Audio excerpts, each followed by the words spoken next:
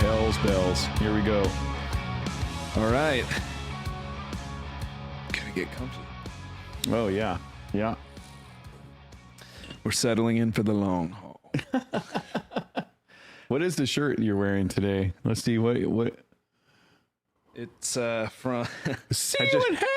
Yeah, see you in hell. Yeah. With a satanic cat with fire coming out the eyes. Oh, yeah. I see that. I see, yes. Oh, yeah, yes. Blackcraft is the Our parents the would be brand. proud of us. Oh, yeah. Yeah. 100%. Worshipping the dark arts. Oh, yeah, you should see. The other one that I got says, Hail Satan, drink blood. Oh, and it's a nice. vampire on the front. Yeah. I showed you the, wear that to work. the Slayer one that back during the, it was, what do they call it? It's like South of Christmas or Yeah.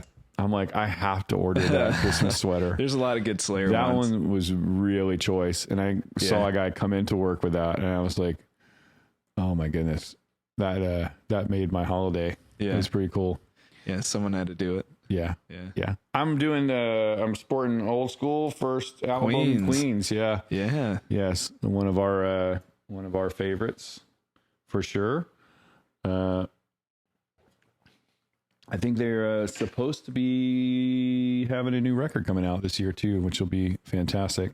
They're definitely doing the festival thing, so yeah, I'm pretty excited about that. I mean, their last album was like 5 years ago or something. Look, it sounds like he went through a lot of stuff, Josh Homme. Yeah. So I'm eager to hear what that's going to be and if that translates. It's like the Foo Fighters, like losing Taylor. Right. Whatever this next record's going to be, you got to imagine that some of that stuff's going to come into that. Kind of feels like there's a lot of that right now too. Mm-hmm. You got Pantera. It's long since removed from the disasters that have hit that band, but yeah, totally. Seeing them go back out on the road, and also saw today they're going to be doing a tour with Lamb of God. I guess when they wrap up Metallica. Mercy me. Yeah. Phil sounds good from all the live stuff that I've gotten to see, just in listening to people recording off their camera and hearing him. I think that South America tour or whatever that he was doing with them. Yeah, they all sound great. Yeah. Yeah.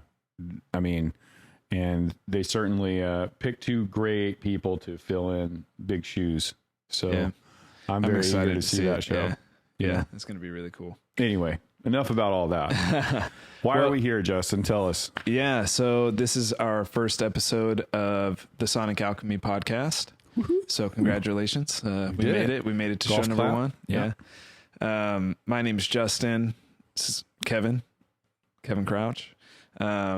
We are in a band called the Silver Echo, and I play guitar and sing in that band. Kev is on keys, and as you'll learn about us over time, you know, this isn't meant to be a podcast about our band, but just a little bit of context there. We wear a lot of hats, as I'm sure most people do who are in this world of independent music or, you know, probably any artistic field. You know, these days, most people are working on their own or, you know, with a handful of people, but not necessarily major label releases and marketing and PR firms and, you know, all this other stuff.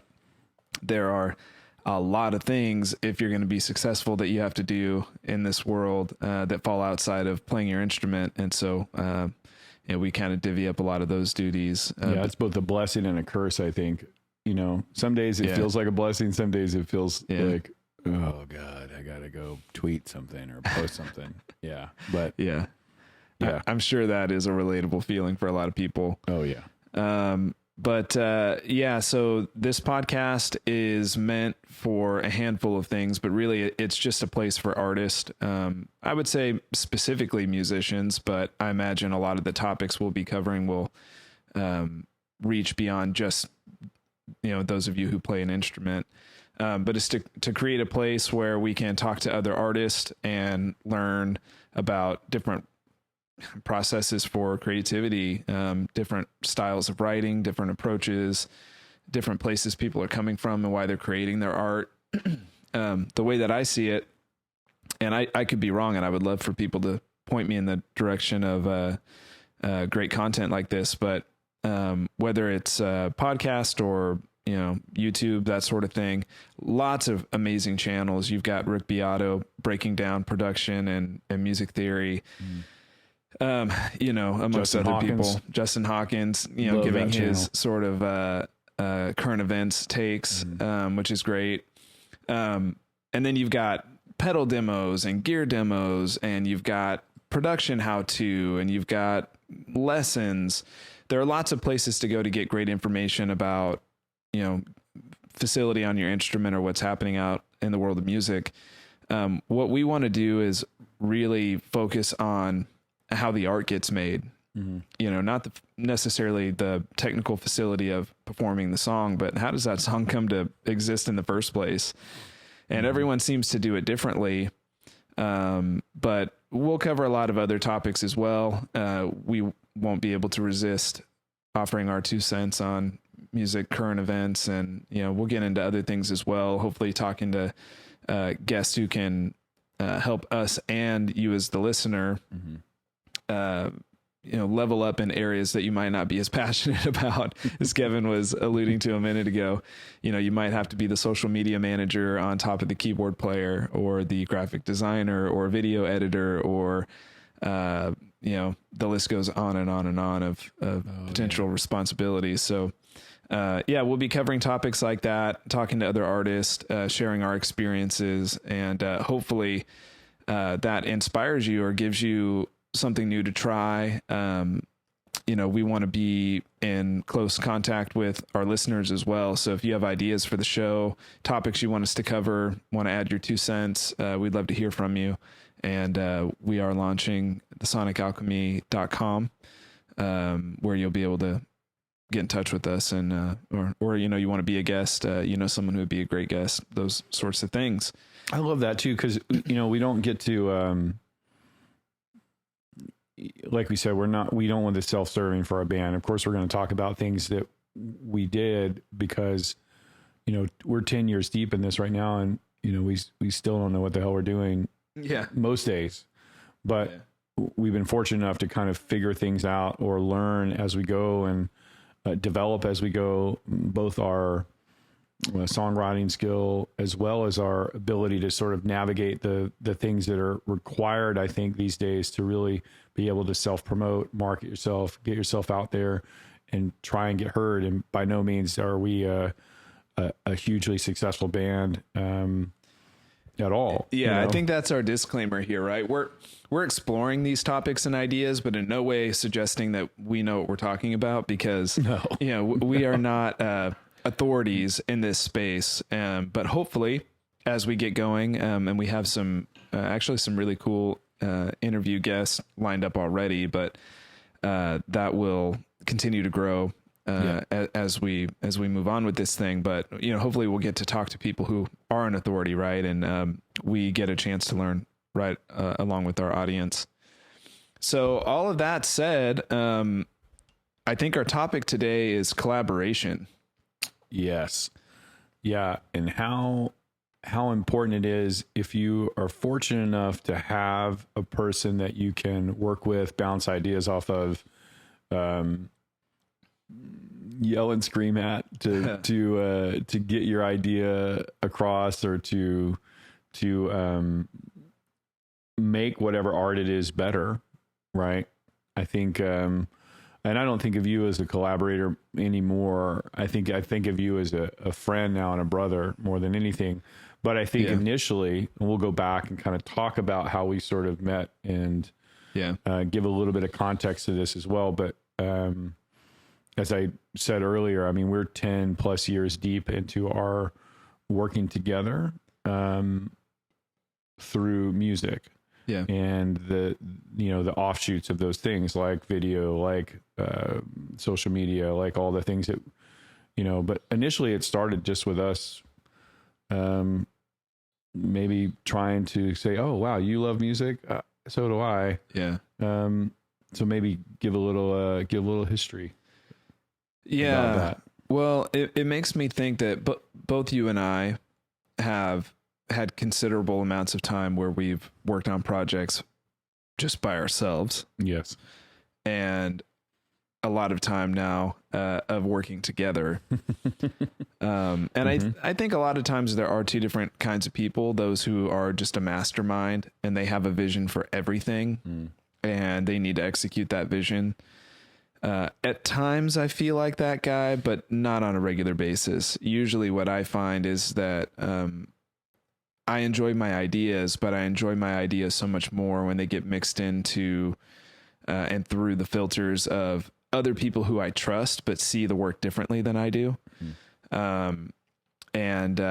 Whether you are the creative mastermind or whether you're someone who maybe prefers to work with other people, at one point or another, you're going to be forced to collaborate with someone, whether that be on album artwork, whether that be on, if you go to a studio to record your amazing vision, you're going to be collaborating with the engineer, unless you're going to do all that too. So I think this topic, regardless of what kind of person you are, hopefully there'll be something to be taken away from this. But to, I guess, follow up on your point, you and I met just over 10 years ago now. And, our working together was sort of coincidence, I guess. Like, we work at the same place, and at that time you were running a side business doing video work. My side hustle, in addition to doing and teaching others how to use products and so forth. But side hustle on video. And I met you, and you were doing a cover of an Ellie Goulding song. Which is unfortunately still on YouTube somewhere. Don't beat yourself up. I'll beat myself up about the video, which I think was Justin porn. It's a whole lot of Justin set at the backdrop of the Bay Area. Beautiful San Francisco backgrounds. But that goes to show how our collaboration has really grown, and where our ideas have turned to since. But I remember I was working on a cover of that song, Lights by Ellie Goulding, and it's kind of like a down tempo, loungy, acoustic sort of thing. And I don't even know why I showed it to you or how that came about, but I remember you thinking or saying to me, hey, this is pretty cool. Like, why don't we work together? I can do a video. And I had seen some of your work, just observing it while you would edit, on breaks or whatever. Saw you on your computer doing that stuff. So I figured, hey, like, I never intended for this to be anything. Now maybe it can be something. So we worked on that, and then that transitioned into you, me, and our friend Greg, who's out in Vegas now. We were all doing our own thing musically. And I had been working on an EP that came out in 2013 or 14, something like that. I don't remember now. Time eludes. I want to say 2015, but I don't remember. I think it's somewhere. It's a little. I don't know, dude. But I don't know. From the writing to release. Many years. It's hard to know when something came out. I don't remember yesterday. Much less. 6 years ago. But point being, I was working on a project that was just music that I was writing for basically to satisfy my need to write. And the other guys were as well. And we all had bits and pieces of gear, but we figured, hey, if we pool our shit together, we basically have a full studio. So you graciously agreed to let us use your basement at that time. Oh yes. We had a dungeon basement that I was dropping the hip hop out of. I had a friend, of, a collaborator that was, he was an aspiring MC trying to kind of get his name out in the Bay Area for like hip hop and stuff like that. And I've always loved electronic music and producing that kind of thing. And I'm sure there'll be many of these podcasts where you'll get to hear my absolute love and adoration for all things Trent Reznor. But I'd always done that kind of thing, like creating electronic beats, loops, phrases, or whatever you want to talk about, sampling, that kind of thing. I'd always been into that for many, many years. And I was a synth kid. I was fortunate enough to, even when I was growing up, like getting introduced to synthesizers and I think a Casio CZ1, I think was what it was, the very first synth I ever owned. So I was always into that kind of thing. And fast forward to, coming over to my subterranean basement area, I had, I think, a MIDI controller. You said a drum machine. I think I had a drum machine there. Yeah. A monitor and a computer. And you had a guitar and an amp. Well, it was so funny because we really all just came in and built our own station with our own computer. Yeah. Our own gear, whatever. Like, here, mi casa, su casa. But fast forward, I'm wrapping up that EP, and I don't play piano well. I play a little bit. I played more then than I do now, for sure. But I had done some keyboard work for the EP, and there was a song that I really wanted organ on, and that getting realistic organ vibe, for me, that's not my territory. So I knew Kev played, we had worked together a little bit here and there, just in that same space, sharing ideas and whatever.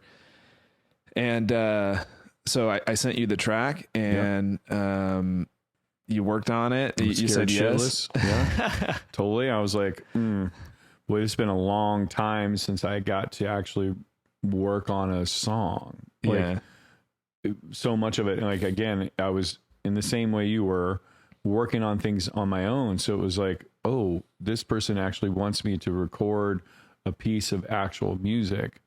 Not that I don't consider loops and samples and all that, but it's like, okay, I had only written in like 16 bars of something for so long that I was like, oh wow, this is a whole song. It's like a whole 3 or 4 minutes. Like, damn, I'm fatigued. It's got like multiple parts. It's like going back to the gym. Like, oh, I got to write a verse and a chorus. Yeah. Okay. But it proved to be a really great challenge, and something I was very excited and honored to get to do. And I was like, wow, it was really fun. It was a spark for me to get to do that. Well, and it was a test for me, one, to see, like, can you pull it off? Because I was hoping you could. I guess I did. You did. Wow. You passed the test. Yeah. But I think even at that point, I was really searching for other people that I could make music with. And before I started working with you, which is in 2012, I'm living in a small town in Central California. Not a lot of people to work with there. Was fortunate to meet our current drummer in our band, Michael Cheatham, who will absolutely be on this podcast as well. The Wild Man. The Wild Man. Are all drummers wild? I know it's going to come off topic, but out of the three of us, I feel like maybe he is the wild man. Oh, absolutely. Right? Yeah. So I don't know if that's building into cliche about drummers just being the crazy one. I think you need a lot of energy. You got to have a lot of energy to be a good drummer. So yeah, that energy is going to come out somewhere. Yeah. If you're not on a kit. Yeah. But an amazing guy. But that said, I wasn't in a position where I had a lot of people to choose from. There were some good musicians in my town for sure. Yeah. But everyone has their own taste, their own varying level of interest in different projects. So finding someone that I saw eye to eye with, who wanted to, was in a place in their life where they could work on some things, it was a small pool. And so then moving back to the Bay and meeting you, I'm in a much bigger area. And I'm hoping that I can find some other people, because my goal was I want to keep doing this. Yeah. I want to write songs. I want to make original stuff. And so it was really cool to get to do that first song with you. And then we did a show. We put a show together to promote the EP coming out, and Michael's a part of that. Our friend Greg was part of that as well. Our buddy Joe, who is absolutely a future guest for another episode. He is a phenomenal musician and makes some really, really cool shit. So I was texting him the other night, and he agreed to come on. Oh, thank goodness. Yeah. Big shout out to Prog Dog and to Joe for sure. Like, that guy. Yeah. He smokes all of us. He's a real musician. Yeah. Yeah. He's incredible. Yeah. Absolutely he's phenomenal. Yeah. He makes me want to quit guitar. Yeah. there's a lot of people who can make me feel that way though. Yeah. So We're blessed to have him though. In our circle, I think. Absolutely. Yeah. So we put that show together, and it felt really great to have all of us playing live together, because I think that's another test. So I go back after that and go, okay, well, maybe I need to write more songs. So I start working on more stuff. And at this point, you had moved.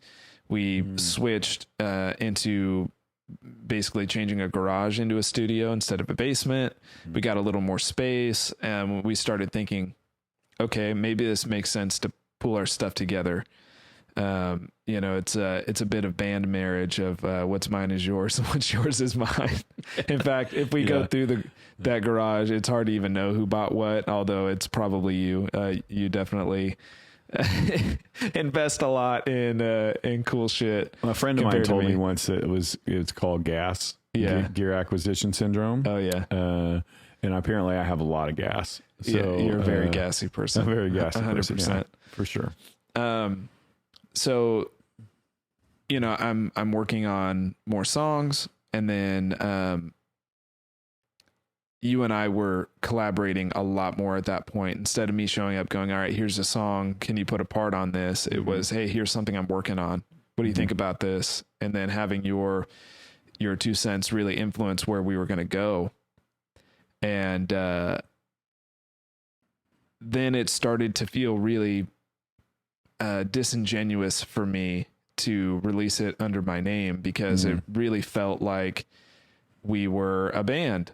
We kind of accidentally fell into that place. Yeah. Because it was a lot of, if I'm remembering a lot correctly, it became sort of like Friday Night Lights is what I like to call it. It was like Fridays tend to be the day that both of us were off of our work at our day job, or could get together and we had a studio we were making the studio.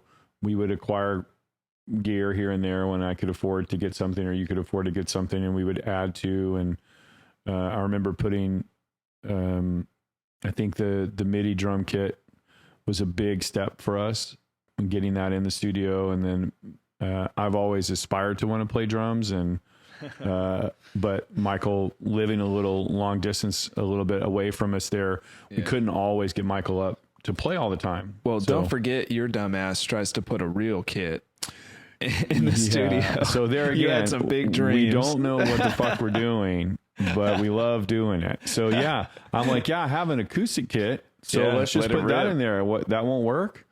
So can't you just mic that? And they're like, no, dude. Yeah. Also not at 11 o'clock at night. We can't really do that. And we will certainly talk about all those learns and isolation cabinets and all the stuff that we had to figure out so that we don't get kicked out of the house that I was living in now for annoying our neighbors. But a MIDI kit, I learned how to try and get by on playing some drums here and there so that we could actually jam as a guitarist and a drummer and put some ideas together.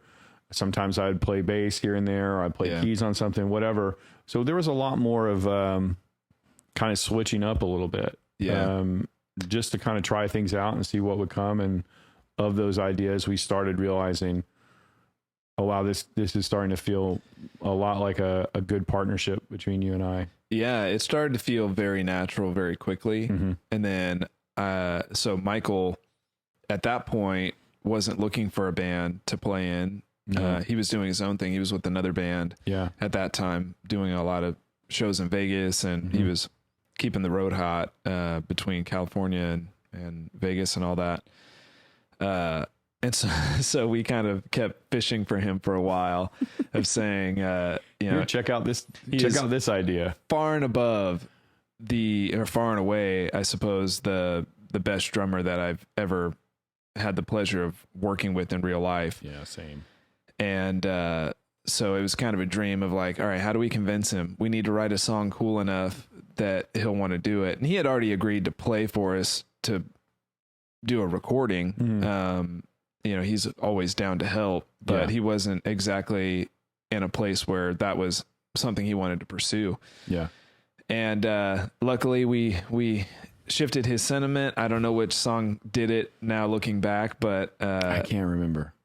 Yeah. Because we sent a lot to him, a lot of ideas, lots of demos. Yeah. And I think we were both like, and he's also, I'm thinking we'll get him on to talk about this, but he's like, is this dumbass drummer playing on this song?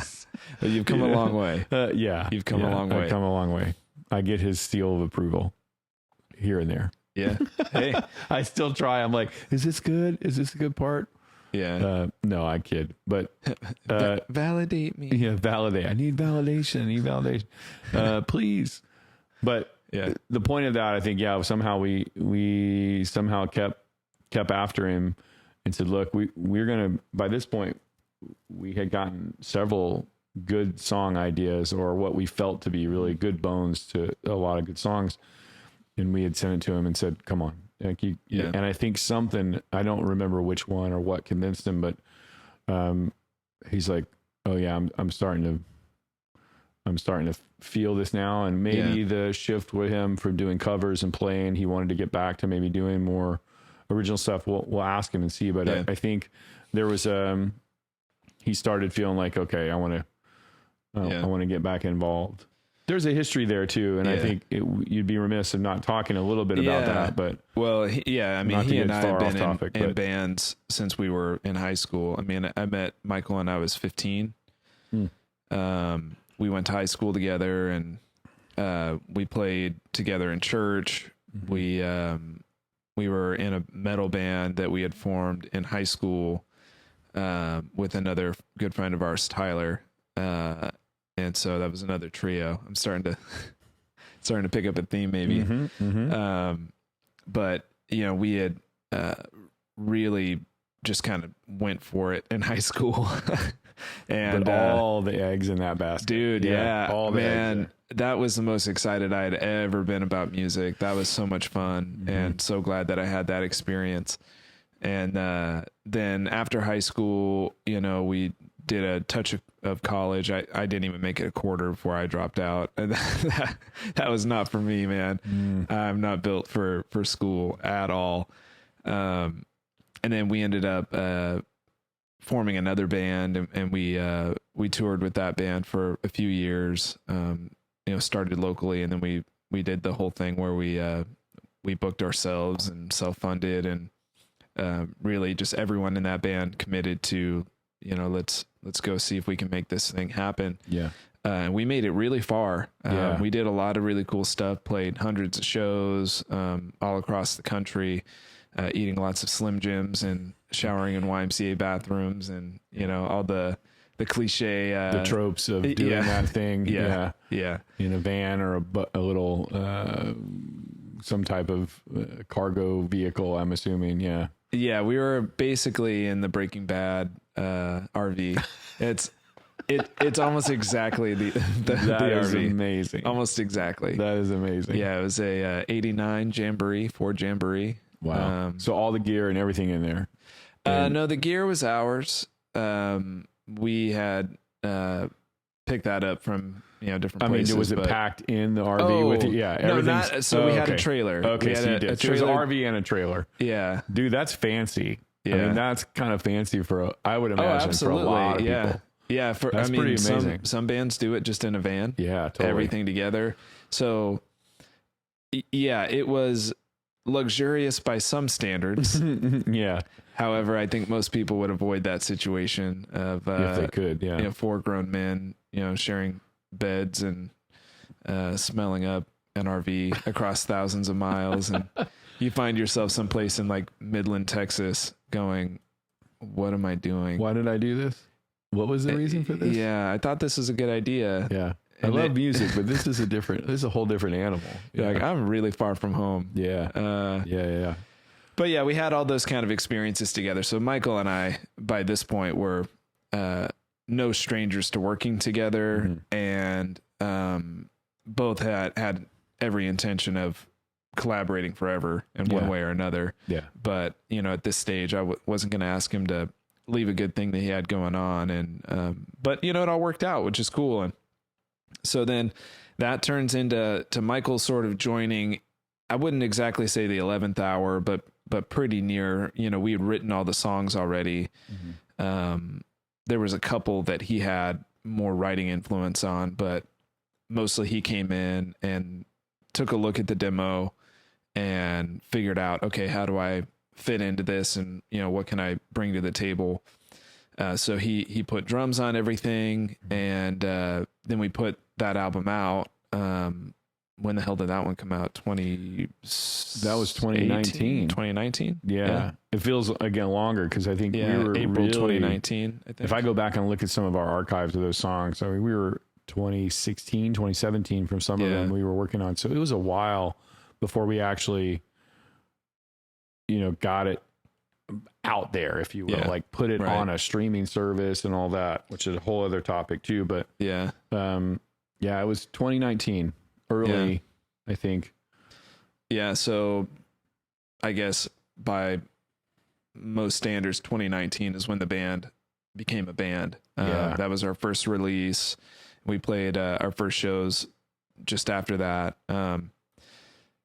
So that's some of the backstory, but I think the topic begs a lot of questions, and maybe just some reflections. Is like, we sort of got lucky and found a kinship and a lot of overlapping shared taste and loves of certain bands and certain artists, singers, guitar players, whatever.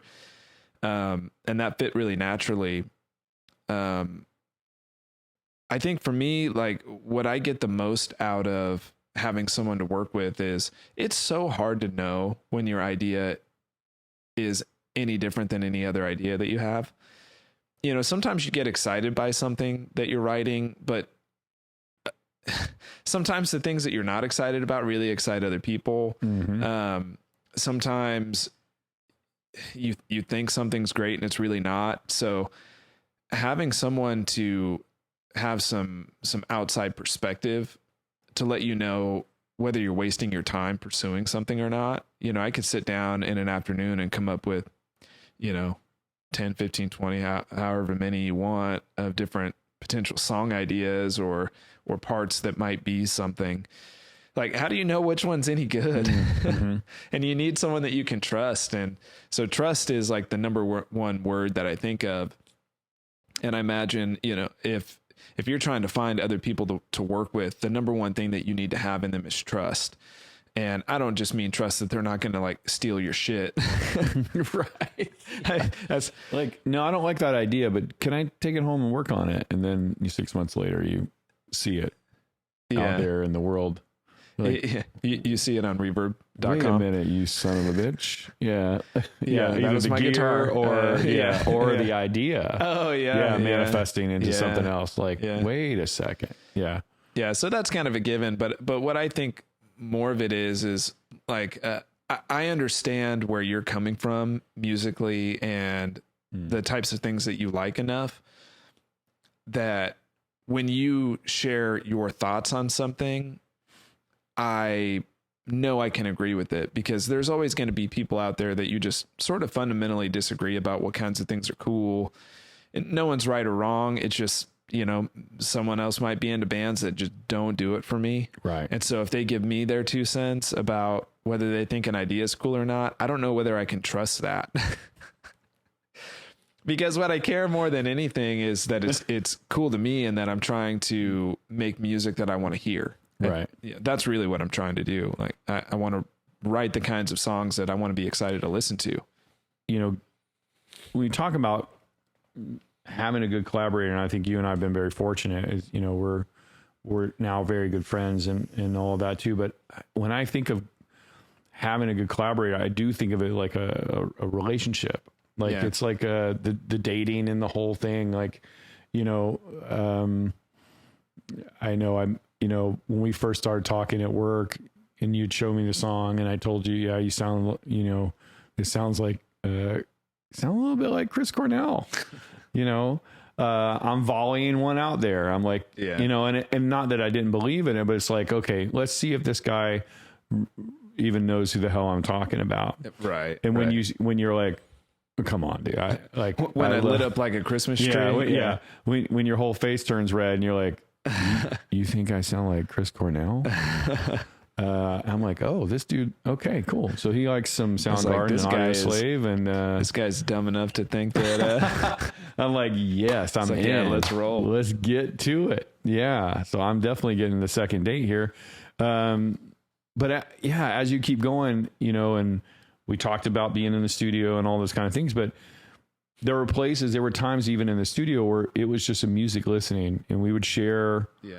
Like, oh, have you heard this song? Or what do you think about this thing? As we were thinking of ideas, thinking of things like, oh, this reminds me of this. And I think I had kind of gotten you plugged into Tom Petty. We were both kind of getting into Ryan Adams a little bit. Yeah. And we had started to talk a lot about like, what kind of record do you want to make? What kind of thing is this turning into? And it felt like a rock and roll record, you know? Yeah. Something back, like we talked about a little bit, like the 70s and 80s era production of like rock albums that we kind of enjoyed back then. And yeah, it was, well, I don't think our band exists without Tom Petty. No, absolutely not. Probably at all. And the Heartbreakers. Yeah. I mean, we go as far as to call a song Heartbreaker on our album. And we're pretty shameless about some of those things. I don't think we try to hide our influences. Or at least we don't do it very well. Aurora is a Foo Fighters song that I absolutely love. There's a whole backstory for that, but that became our album name. There's a lot of those things in there, Easter eggs, if you will.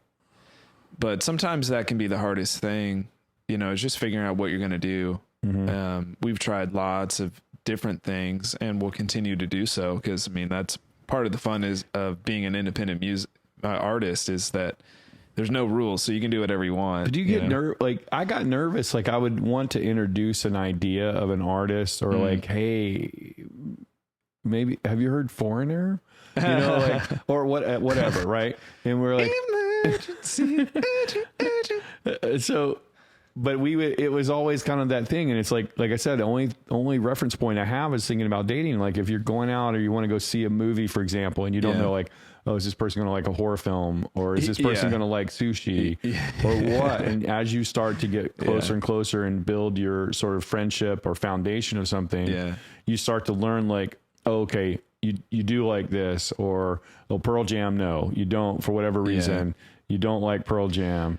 Like if I come to the table with a, Gary Clark Jr. style sort of dirty blues riff, and you go, it might be cool to put Phil Collins in the middle of this. Yeah. Am I going to tell you to fuck off? Yeah. Like what am I going to entertain that? Talking about? Yeah. But that was things like as you're building the soup or the chili or whatever you want to call it of the band or these demos or whatever, right? We would bring different kind of things to the table. Like, hey, what about if I do this? And, like we just said, we have no shame about our references and our points of reference because we love artists. So if we borrow or if we think of something that influences that thing, we bring it. And a lot of times you're like, yeah, I did not think that Phil Collins in the Air Tonight would pair well with the Gary Clark Jr. dirty blues riff. But you know what? It does. Yeah. And that becomes the identity of what the Silver Echo turns into. I think that's a good word for it. That is a big part of what we do. It's not like we set out to write songs that sound like bands necessarily. I don't think anybody really, well, maybe, but I don't think so. I don't think of that way. But I do think in a weird way, we're always trying to go, okay, if this feels like it could belong to a certain artist that I love, then what's a peanut butter and jelly pairing? Or, two things that maybe don't seem like they even make sense on the surface, and put them together into something new, or at least hopefully that's new or feels kind of fresh because you're getting vibes that you wouldn't expect together that might work. That's the orgasmic sex part. When you get to make that sweet love of the music and you put your two ideas together. Sure. And you go, yeah, oh my God, that felt good for you and felt good for me. So it still goes back to that thing. Like, it is like a relationship. I tell you this too, because, And I think it's important for people, like there's an intimacy in working together. Yeah. And that trust that you keep talking about, revealing, when the first time you go and say, I'm going to show you lyrics to this song, like it's very close to you, and opening up for that kind of thing, or like, hey, do you like this idea that I'm bringing to the table? Yeah. You're still in a place of operating because you've only had yourself. You're in a silo for a long time.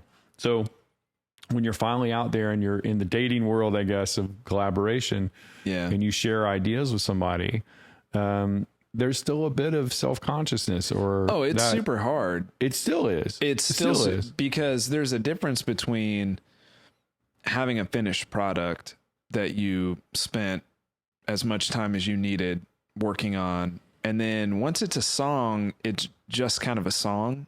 Whether it's good or bad, it's just a song.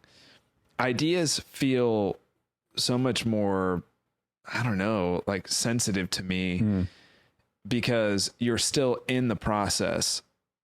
Because, I've heard John Mayer talk about this, and I completely agree that every time I sit down to write a new song, there's that fear in the back of your head that you already wrote your last one. You just, cause like, I don't know where they come from.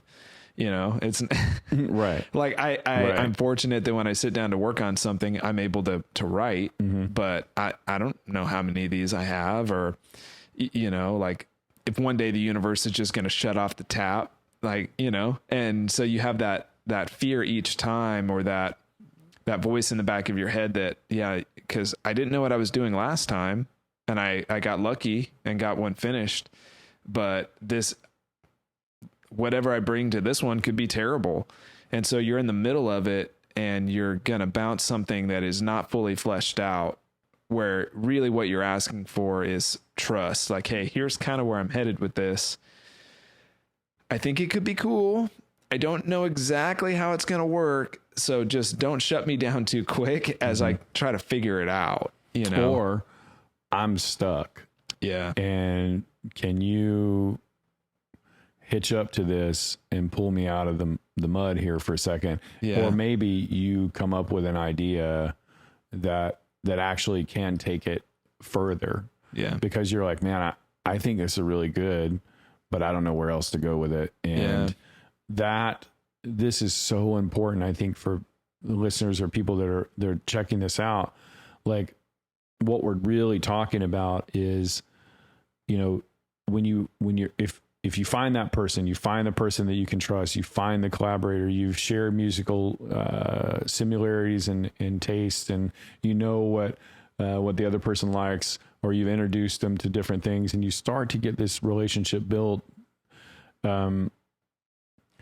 Being able to be confident, I think, to say,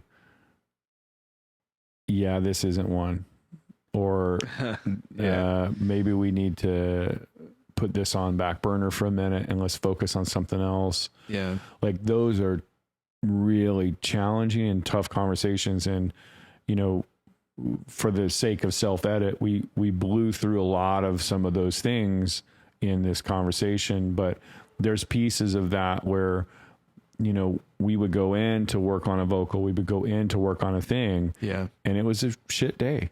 It was the truth. I mean, we would come out of there and go, fuck, this was not what either one of us hoped to get to. Yeah. And I know that was especially tough for you. Yeah.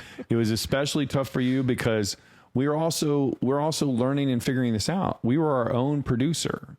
So while you do get the pleasure of having a collaborator and a person to work with when you're writing, now it's a matter of like, you want to make this for something, you want to really fully birth this song and make something that's really cool, and what we both believe would be really cool. So the stakes are high.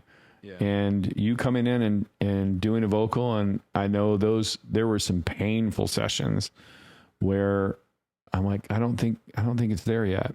I think the notes are there, but the conviction's not. And hearing that's where I'm saying, like, it can sting your soul. Or if you go, no, I kind of like what you're playing, but there's probably something better there. If you could just do it different and better. Yeah. Yeah. I mean, it's okay, but I think there's something else. And I guarantee you, any musician or anybody out there, any artist that hears that and knows exactly what we're talking about, you just cringed a little.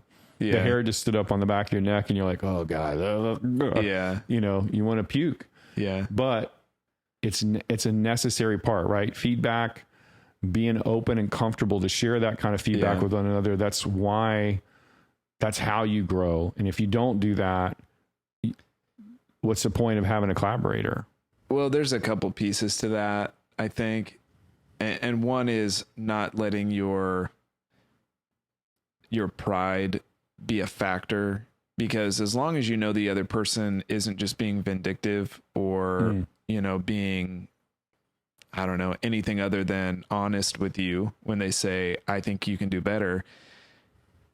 At the end of the day, that's a compliment.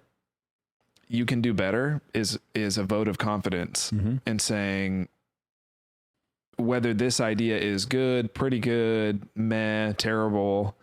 I know that you, I know that you have more to offer, and I just think you're still finding it. That is only going to push you in a positive direction. So I think being able to hear those words as well as being able to say those words to someone else is really key.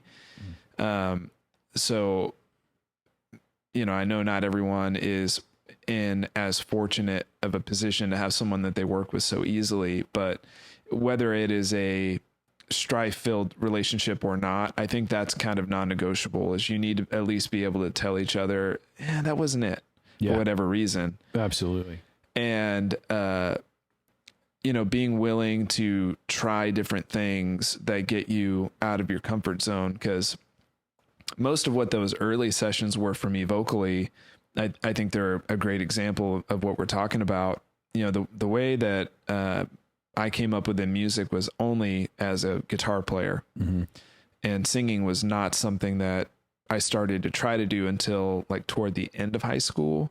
And even with that was, which sounds young, and I suppose it is, but you know, my sister Lindsay, you know, she just sort of like came out the womb with great pipes.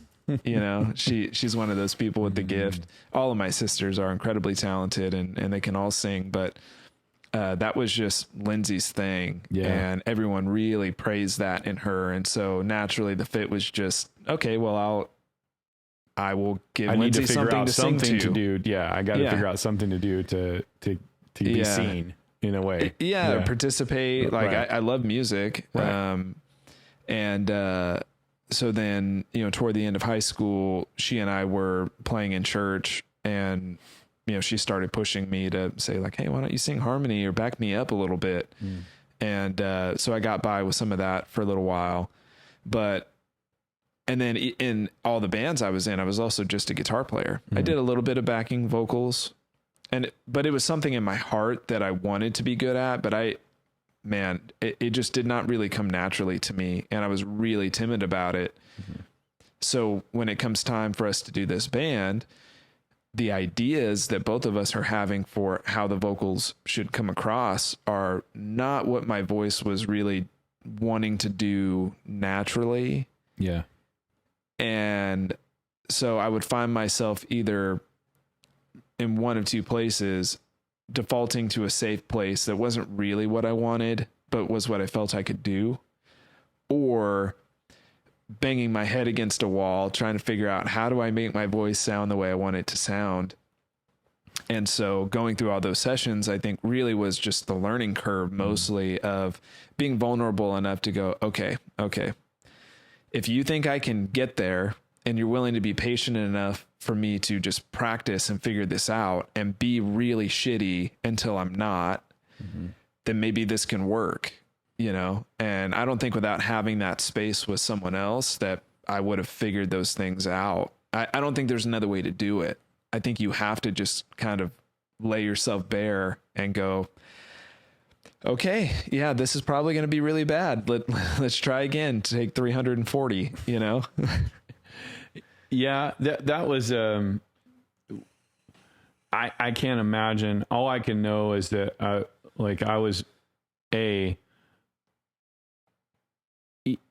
think each and every time we get a chance to, even from this today or whatever project we get to work on together, I look at it as a gift and go, the gods have bestowed upon us this amazing gift to be able to get to work together. So we can't squander any of it. Right. And this is also where that thing about ego and making sure that there's a good balance of that, because you do need some ego and swagger. If it's serving a song and serving the character of a song, sometimes you have to have that. Yeah. And this is something that you should believe in your ideas. Absolutely. Like the ones that you feel conviction about, you should defend. Yeah. And I will do that even when I'm standing alone sometimes. Mm-hmm. And sometimes I have to back down, and other times it helps the others come around to say, okay, well, what am I not seeing until it clicks, you know? And that I think that's the thing, because, you know, if what we're talking about in this whole podcast is finding a collaborator, finding the person you can trust, building good rapport, being comfortable to give honest and truthful, constructive feedback to the other person for the sake of the thing that you're making together. Yeah. Then but there's some times where you have to go, no, damn it. That was the take. That was it. Yeah. I felt it. It's the right one. Yeah. Let's keep going. And being honest about that and go, no, I don't have anything else. Like, I remember joking with you, like when we would do demos and I would have the keyboard and I would have worked out this part, whatever I felt like, I was like, yeah, this is the one. Yeah. And I did it. And they're like, great, that's good. And now we have that. And so think about what else, you know, you're going to do and how you're going to change that for when we do it for all time. And I'm like, what do you mean for all time? I just did it for all time. That was it. That's the part. You just copy paste that sucker into whatever thing you're going to do. You did record it, right? Yeah. I hope you did, because that was the one. You're like, no, that's for the demo. Yeah. But we got this whole, you know, we got to do the song for real. And that was my own ignorance about thinking about that. I'm like, oh, so there's a demo phase, and then there's maybe something where I may want to try different instruments and all that kind of stuff. But I didn't know that. So I'm just like, no, I just gave you my 110%. Yeah. You know, or there, you know, flip the side of that, and I'm sitting there at the desk and you're behind me and you're singing and I'm not looking in your face when I'm telling you, like, and you go, how did that sound? And you go, yeah. Maybe do another one. Yeah, we're going to need at least one more. Can we do another one? Either I screwed up and didn't record it and didn't want to tell you, or there was maybe I felt like there was something else that was trying to get there. So those are tough days, no doubt. But what happens from those, like anything, I think, if, you know, like, some days you go to the gym and you kick the gym's ass, and other days you go to the gym and the gym beat your ass. Yeah. But when you go home and the gym beat your ass, you better believe you're going to go back. If you got it in you and you really are committed to doing this thing, you're going to go back the next day or the day after that. Once you've healed and gotten stronger, you're going to go back and you're going to kick its ass for sure. Yeah. In every single one of those tough sessions, I do remember coming back to it the next time we met with fresh ears and a fresh perspective, and you've thought about it, or I've thought about it, and you come back and you're like, oh, I'm on it now. I have something to prove. Yeah. And I'm going to knock this out of the park. Yeah. You have to sort of face down that insecurity about whatever you're doing so that you can really believe in it and just get it done. Mm-hmm. But I think an example that we have to talk about is Say Something from our album, because I think the other thing, I guess this is really already what we're talking about. I can't remember the writer who said it, but you know, you have to kill your darlings. Oh, yeah. Yes. Yeah.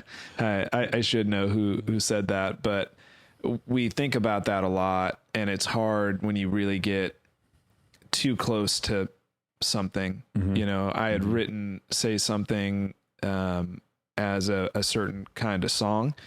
I had it in my head, which is the most abstract thing to try to explain to people. But a lot of times when I'm writing a song, once I get an idea, I start to hear the rest of it in my head.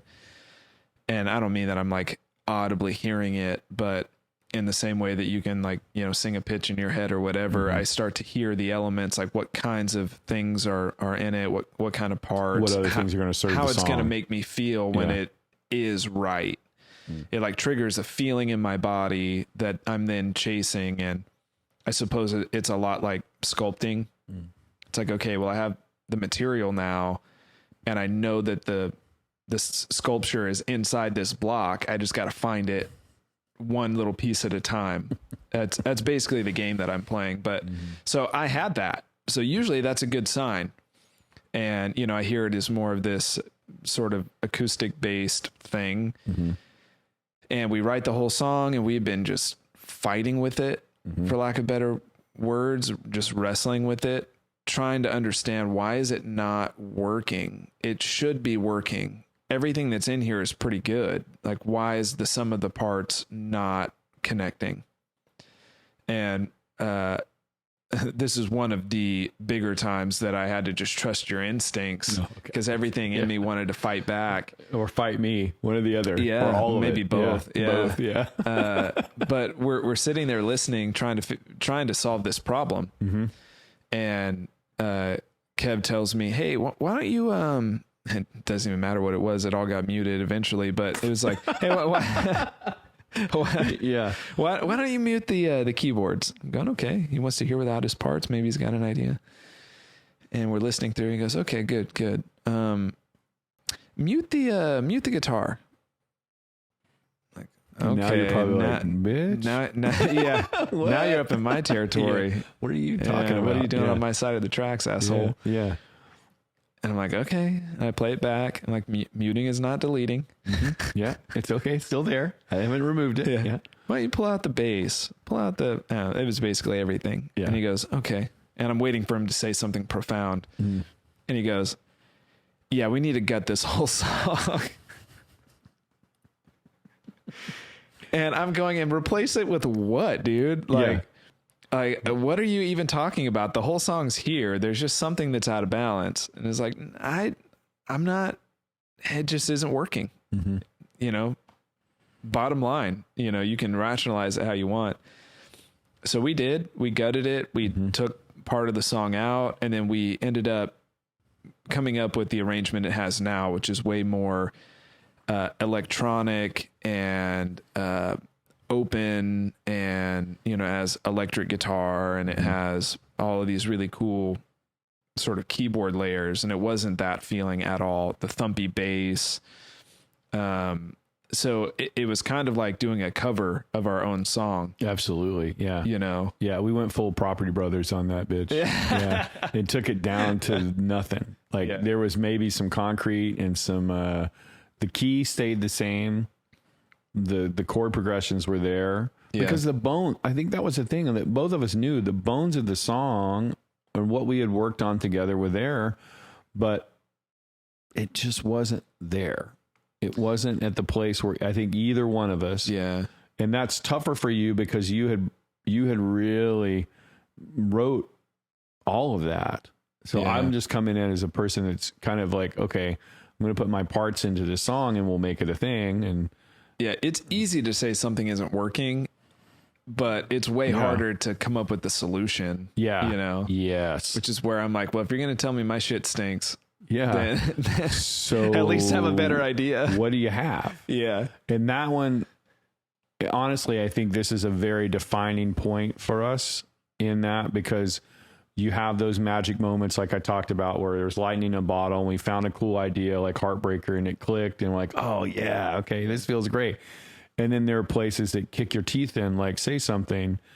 But what came from that is like, I give you some parts for a song and you go, oh, now this is interesting. This is actually really cool. Yeah. And then we're like, okay, now try your vocal on top of this whole different and like a completely different song. We took even Michael's drums were not working. Like the whole place that we were trying to go just was not serving what the song could be.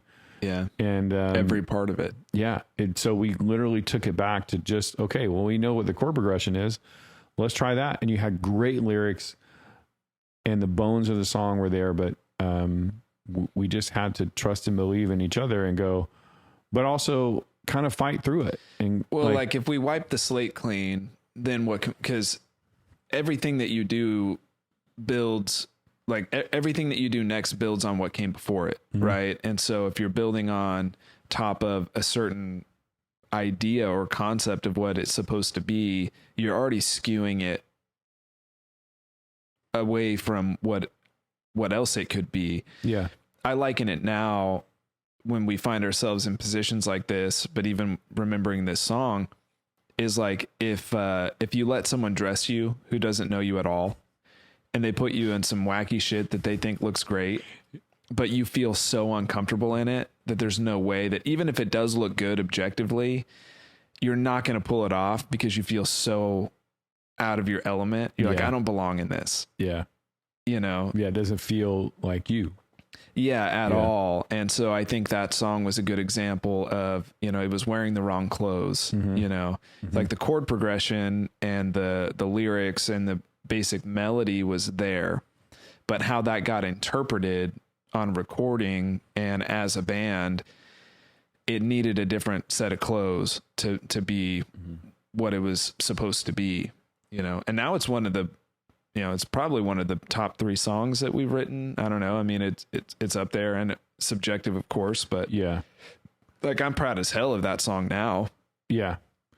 And I think that, you know, if you're out there and you're hearing some of this and you're going, oh my God, I went through that with, you know, my buddy in the band or my primary songwriter and all that, you know exactly what we're talking about. It's like, sometimes you just get to a point with that, with the song where you go, yeah, F it. Let's just start over and take what's there and see if we can reshape this into something else. And so the idea of covering our own song is how that song came to be. But the alternative is being a dictator about your ideas. Right. And I suppose there are people out there who can get away with that because maybe their idea really is better. Yeah. But if you're in a situation where you're trying to work together on something, you know, I easily could have said, hey, it's my song. I wrote it. If you want to hear it different, write a different song. Mm-hmm. And then, you know, and stuck to my guns. Stuck to your guns, yeah. And odds are that song probably wouldn't have even made it on the record as it stood. Yeah. But by saying, okay, well, we can always go back, you know, if we can't come up with something better, you know, I'm happy to admit now that I'm so glad that I didn't do that. Right. You know, because it would have been a completely different song. Yeah. It's like, at least see it through, at least try the idea, you know. If I think about that now, and I know you and I both have listened to Rick Rubin stuff a lot, but that is a very Rick Rubin-esque type thing. It's like, yeah, okay, that's a good idea. Let's try that with a whole, you had a thing? Oh yeah, bring that. Let's hear what that thing is in this idea. Yeah. Let's not say it's good or bad before we actually hear it. Yeah. So let's hear everybody's idea on the table and let's see what this song could be from everyone's perspective. Yeah. And then once we do that, then we can all kind of vote and decide on, yeah, that's the one, or maybe it's a combo of either or. I've always found that fascinating, and we've definitely gotten better about the self-edit, if you will, that way where now we can go, yeah, that ain't working. Cut, you know? Yeah. Until it's in its final form, everything's variable. Mm-hmm. Everything is able to be taken out or added to or whatever. Because I mean, what should matter the most to everyone making the art is that the art is as good as it can possibly be. So if ego's getting in the way of that, or you know, just even just laziness, pride, sometimes, or so laziness, any of those it's like, things. Well, I think it's the part's cool. Like, I don't need to write something else, or you know, the song's pretty good. Let's just put it out, you know.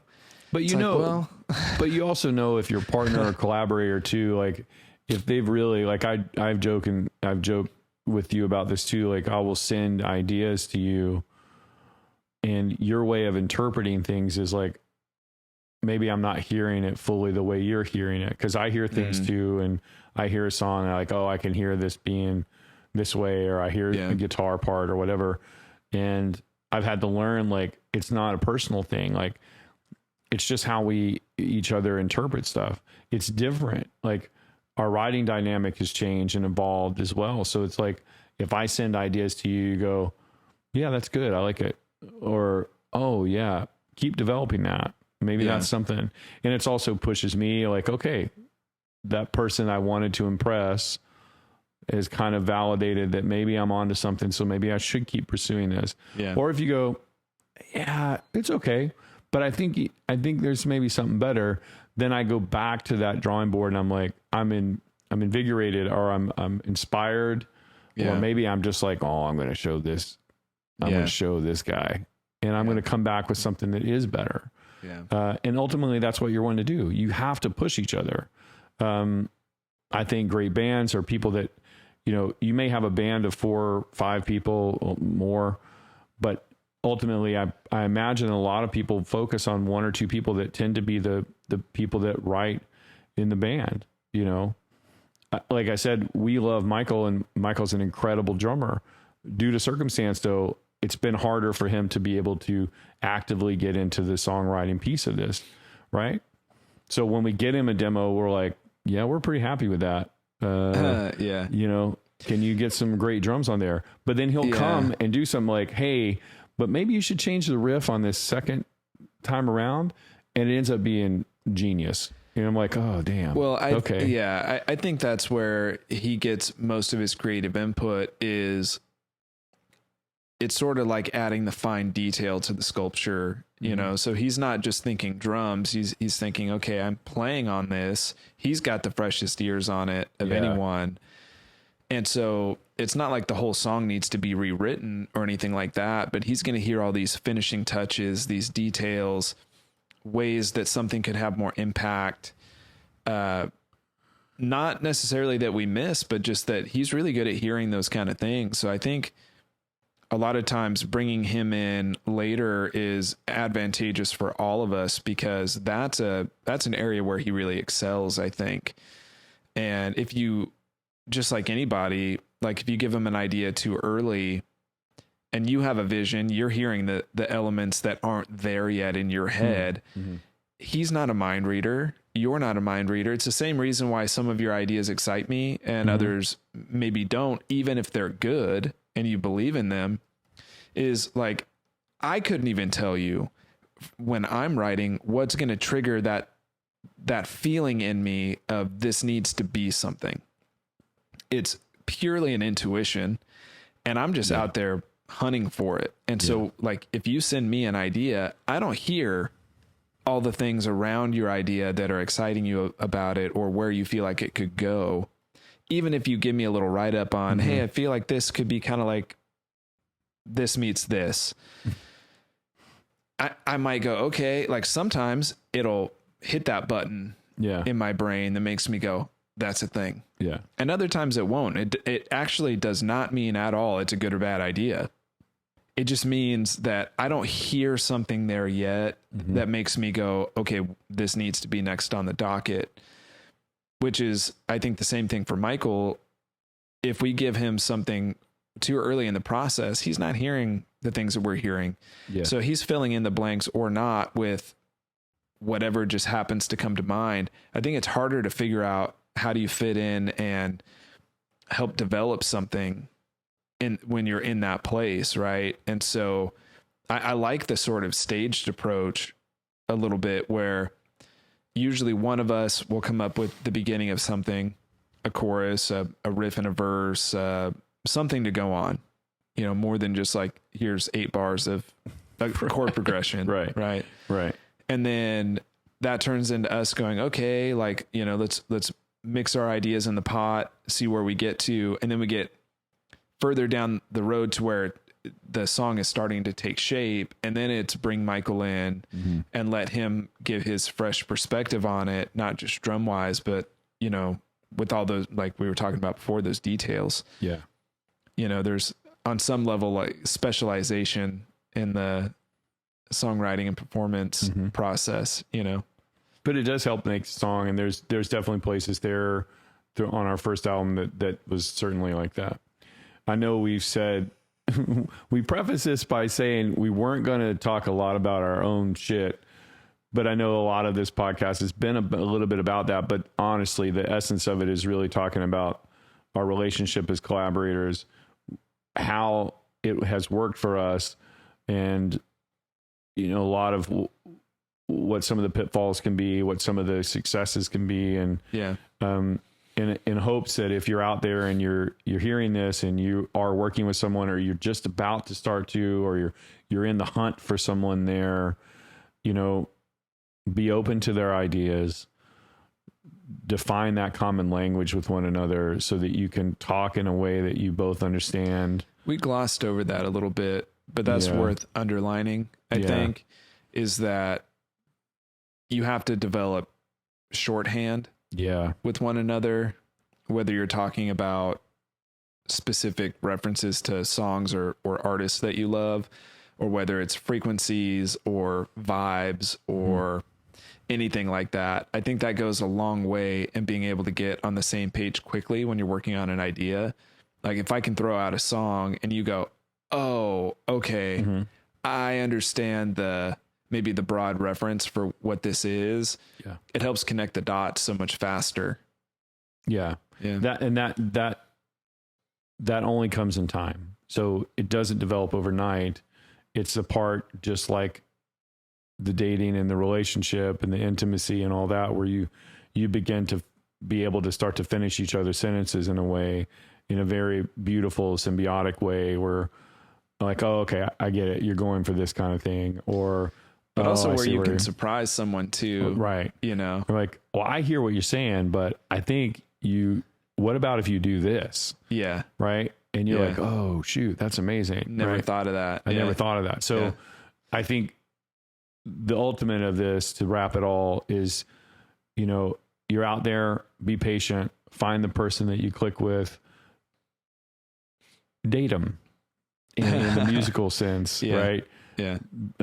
Get to know who they are, start to learn that common language, and find out, is this a person that that I can trust with ideas that will push me, that I can trust to be pushed, that we can really start to work on something that you both care about, that you both want to really, you know, develop and make something out of. And again, realize that it's a process, and some days they're going to be great and some days they're going to suck, and that's okay. In the grand best scheme, you can do is your best. You know, there's so much to be gained from having people in your corner that you can work with on whatever level that is. And, you know, to finish off, I guess, with like your dating metaphor, not every relationship needs to be long-term. Right. I mean, like some people, you hang out, it's cool, it's whatever. And it, you know, it flames out. That's okay. I've worked with plenty of really excellent musicians and creative people and friends, even that, you know, for whatever reason, like, you know, it just, we weren't on the same page trying to do the same thing, or, you know, and styles that's okay. And things change too. Right. Yeah, totally. And so you try to figure out, well, who are those people? And so find your people. That's what I would say, because even on a more personal side is, you know, you have people to lean on. I mean, you know, people who give you a reason to keep working on it, because it can be so easy to let the thing that you love to do fall by the wayside for family obligations, for any number of reasons, working too much, you know, day job. Keeping the roof over your head is a big one. That's a big one. But there are all these other things that can get in the way. It's sort of like having a gym buddy, or, you know, anything like that, an accountability partner. An accountability buddy. Accountability buddy. You have people who you're working together with toward a common goal. It's like team sports. There are plenty of solo sports that are great. But team sports are just a different thing, you know, and that camaraderie that you get and that support that you get, and ultimately the more interesting art that you can create. I think the upside is huge. And so, my recommendation is find people to work with, and that might take working with a lot of different people. Yeah. Yeah. Yeah. Speed dating, get through it, figure out what works, what's not working, what clicks, what doesn't click. And, he said, just be open to the whole thing. Eventually you stumble upon someone who's like, okay, this feels good. And I think we can do some really great things. And then the rest of it is just learning as you go and being okay to go, yeah, that kicked my ass today, 'cause I don't know shit about what I'm doing, or screwing something up, or not hitting the record button, or whatever.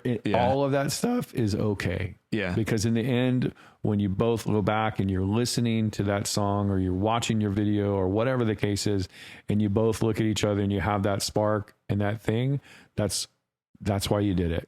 That was the whole reason. Yeah. And that just gives you more fuel to go back and keep doing it and doing it and doing it. And doing it well. Yeah. Well, that's a perfect spot to hop off today, I think. Whether you're watching, you're listening, we thank you. We appreciate you hanging out with us. There is going to be so much more to come, so many more topics and guests.